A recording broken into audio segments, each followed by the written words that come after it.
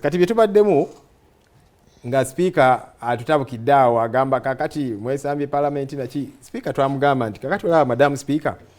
munnange teweetika buvunaanyizibwa bw'abantu bali be tubanja be bali sigwe so kakati lwaki weetika omugugu gwabwe leka tubabanje batubuulire kubanga nabbanja yatugamba nti kibalamu abamulira n'abalala lwaki oyagala okwetika omusalaba gwabwe eyagala mujje tulwanire wano anti fenga muve ebweru mujje muzize entula ate zenkubiriza anti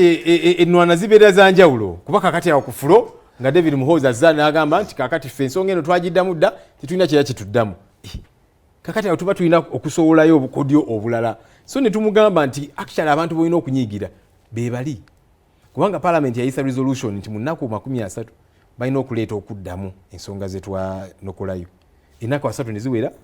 tebakikoze tugamba kakati Sipiika really lekera okubeera n'abaana n'ebyana kuba kati gwe nga Sipiika oli Sipiika waffe ffenna tososola yes oli wa NRM ng'ekibiina naye kati bw'otuula mu ntebe eyo munnange kitwale ffenna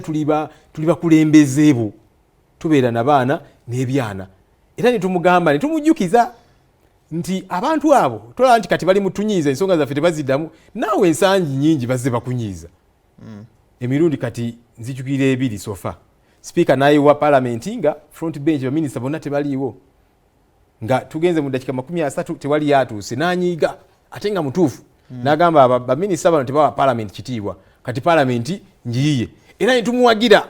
ne tumugamba kyokoze kituufu abantu abo balina okuteeka Parliament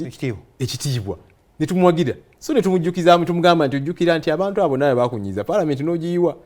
kubanga ensonga zituteesako wano nga tebazitwala ng'enkulu kakati naffe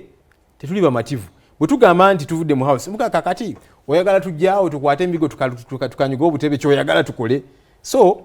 Sipiika tumusaba asigale nga ali neutral aleme kubeera n'abaana n'ebyana kubanga ffenna tuli bakulembeze bakulembera naye kusingira ddala okwewa ekitiibwa nti ne bwe tuba tetukkaanyizza twewe ekitiibwa kiyamba